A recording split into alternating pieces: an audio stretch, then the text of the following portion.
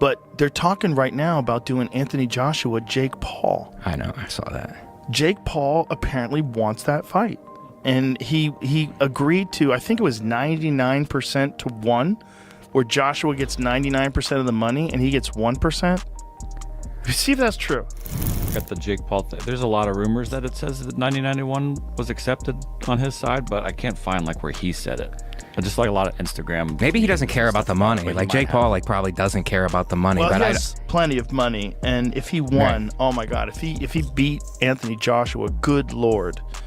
I mean, that's a big if, right? I mean, Anthony Joshua, I do not Olympic gold medalist, former heavyweight champion of the world. What he did to Francis Ngannou, like, good Lord. Yes. Do you want that smoke? Yeah, I just think it's all about the promotion or whatever. I have no idea what the actual motivation is for that fight's not competitive. Joe Rogan jumped straight into the chaos of this matchup talk, and you could instantly hear the disbelief building in his voice as he tried to break it all down. He was talking about the idea of Jake Paul facing Anthony Joshua like it was one of the wildest discussions he'd heard in a long time. Rogan walked through the whole situation slowly, reacting to every part of it, clearly trying to wrap his mind around how this matchup even became a real talking point in the first place. Fight's not competitive at all. Well, it's a dangerous fight. Yeah. Because Joshua's going to try to make an example out of him, for sure. And will. I mean, Anthony Joshua's one of the biggest one-punch KO artists ever. Yes. I mean, he's a one-punch fucking night-night guy. Yeah. You know, he's a great boxer, very skillful. Yeah. The Ngannou fight, we all thought it's like Ngannou with Fury. It's like, wow, this guy's in the mix now. He's in the mix. Let's see what happens. And it's like, oh, okay. Yeah. That's what happened. And once Rogan started going, he didn't hold anything back. He actually gave Jake real credit, saying Jake is a genuine athlete with a strong wrestling background, not just an online personality pretending to be a fighter. Rogan acknowledged Jake's hard work and improvement. But then, when the conversation moved toward what would happen if Jake actually stepped into the ring with Anthony Joshua, a prime Olympic gold medalist known for huge knockout power, Rogan just laughed. He basically made it clear that the matchup would not be competitive in any realistic scenario. The AJ Paul news seemed to come to a surprise for many. How close are we to making that fight, Eddie? Not that close. I mean, there are conversations. There's a lot of hurdles to overcome. But if he's serious about the fight, and if it can get made, there's a very good chance we'll do it. Is it on Netflix, and what did DAZN have to say of the fact that it made? One of the hurdles to overcome. But we were going to have an 8-round run out in December. Just so happens it might be against Jake Paul. Still, this whole idea sits exactly where Jake Paul loves to operate, at the edge of hype, confusion, entertainment, and complete absurdity. And that leads to the real reason this matchup is even being talked about seriously.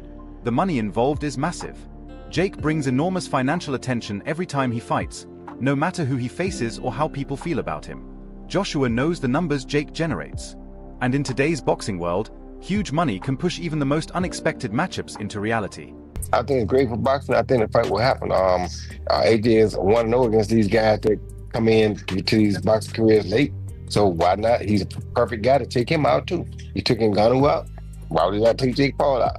And for him, he'd probably make more money fighting Jake Paul than he will fight anybody else that he can fight. Joshua's accomplishments speak for themselves. He already has Olympic gold, has been a unified heavyweight champion, and has fans all over the world. His legacy is not something he needs to protect anymore. But a huge payday always has value, especially considering the tough time he went through after the loss to Du Bois. That defeat put him in a dark mental space where he felt drained, frustrated, and unsure of where he stood. So maybe, for Joshua, this matchup represents more than just a boxing opportunity. It might feel like a chance to regain energy and find his spark again. Mate, it's a great thing, so we can just shut that Jake Paul nonsense away. AJ's gonna knock him out. Would it be similar, do you think, to the way AJ knocked out Francis Ngannou? Because Eddie Hearn's just said about the rage maybe AJ has. It'll be worse. It'll be worse. It'll be worse. 1 round? 1 round. But if he goes past 3 rounds, we don't know what's going to happen. Really? Yeah. If AJ goes in there trying to mess around, trying to show his boxing skills, nah. He's going to go in there and light him out. That's what we want. It might be the kind of event that brings back excitement and pushes him into a big spotlight where the pressure feels less heavy. And realistically, if Tommy Fury could outbox Jake Paul, then it's almost guaranteed that Joshua's power and experience would overwhelm Jake completely. Even though this fight sounds chaotic and unpredictable, it might actually give Joshua motivation, a fresh mindset, and a massive financial incentive all at once. In a strange way, it could even help him rebuild momentum. I get it, right? If someone knocks on your door and says, do you want to fight Jake Paul for 100 million? You're like, you'd be stupid to say no. No, I don't want that 100 million for what would be and will be and should be easy work for AJ. Like, well, why are you going to turn down 100 million? Like, right?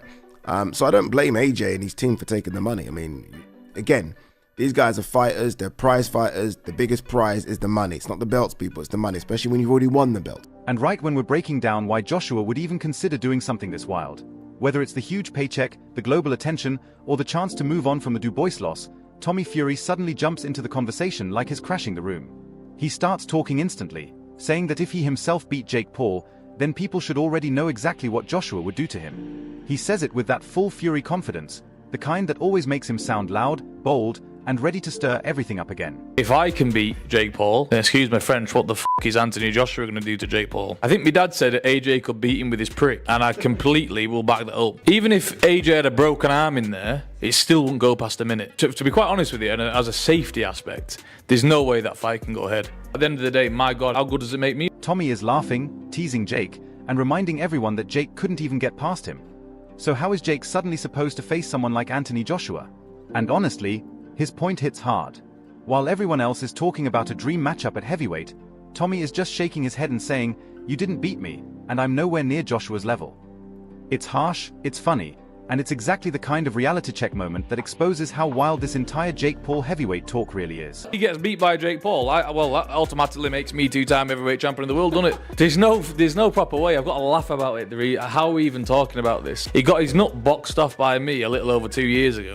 And now all of a sudden, he's talking about fighting Anthony Joshua. It's like, come on. Like, you can't be serious. He can't beat me. I'm not Anthony Joshua, am I? So it's just ludicrous. It really. And right after Tommy finishes roasting Jake so much that you can practically feel the heat through the screen, Mike Coppinger shows up with that big breaking news style energy. It sounds like he just ran out of a newsroom because of how excited he is. And then he drops the big news. Anthony Joshua versus Jake Paul is actually happening. Not as a rumor, not as a fantasy matchup, but as a real, confirmed fight. You can hear in his voice that even he is partly shocked the deal is real and officially in motion. Just broke the news here a couple of minutes ago that Jake Paul will be fighting Anthony Joshua next month in December in Miami. I know that it's a major business, but still got to give Jake Paul major props, right? He's fighting Anthony Joshua. We saw what Joshua did to the last non-world class boxer he faced, which was Francis Ngannou, flattened him in 2 rounds last year. So I think it's fascinating. Coppinger explains that Jake went from doing a Netflix exhibition with Tank Davis to suddenly waking up and deciding to take on one of the strongest heavyweights of this era. And somehow the move still makes sense. Joshua gets a simple training camp, a massive payday, and a fight that doesn't carry much risk for him. And listening to Coppinger break everything down, you can't help but laugh at how unpredictable the sport has become. 1 minute everyone is debating legacies, and the next minute people are checking schedules and realizing the fight is happening sooner than expected. Is there a right to question AJ's ambition in the game when he takes fights against Jake Paul? Sure, I think that's fair for anyone to question, but me personally, I can't blame him because it's a mega payday, and it seems like it's a low risk. I think it's low risk. If Jake Paul surprises us, then fair play to him. And for AJ to get a warm-up fight in, so to speak, and make a bundle of money doing it in a high-profile event, I think it's a win-win. But the craziness doesn't end there. Right when we're still trying to process Coppinger's announcement, Michael Bisping jumps into the conversation like he's ready to make things even more chaotic. It feels like the sport switched into fast-forward mode. Bisping starts explaining the matchup like he's narrating a documentary about one of the most unusual decisions in boxing history. Jake is chasing his version of a legacy moment, Joshua is chasing a quick warm-up and a huge payday, and everyone else is watching the entire storyline jump forward at top speed. The whole thing feels like boxing collided headfirst with a big blockbuster movie. Given all of that, both men are going to make $92 million each. So forget my opinion. Who gives a damn when you can bank $92 million for having a little move around in a boxing ring?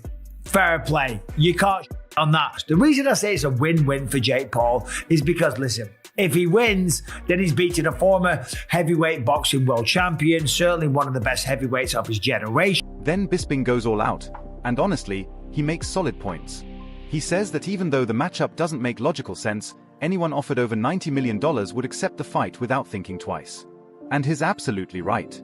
Joshua has every right to secure his financial future. Jake will turn the fight into a victory for his brand even if he gets knocked out. And fans will definitely tune in, no matter what.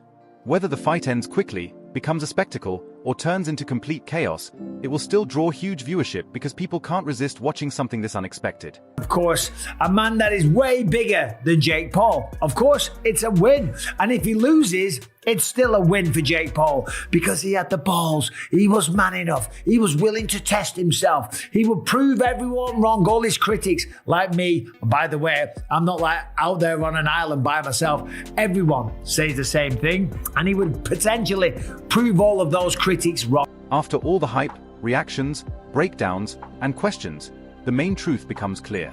This fight is a mix of spectacle, business, strategy, and pure insanity all rolled into one. It isn't just a typical matchup. It's an event built to capture global attention. Jake Paul is stepping into the most dangerous challenge of his entire career. Joshua is taking a fight that gives him an enormous financial reward with very little downside. And fans everywhere are preparing to watch like it's the main attraction at a massive show. Whether Jake somehow surprises the world or Joshua knocks him out in brutal fashion, people are going to react non-stop. They'll argue, laugh, debate, and replay every key moment. It's more than a fight.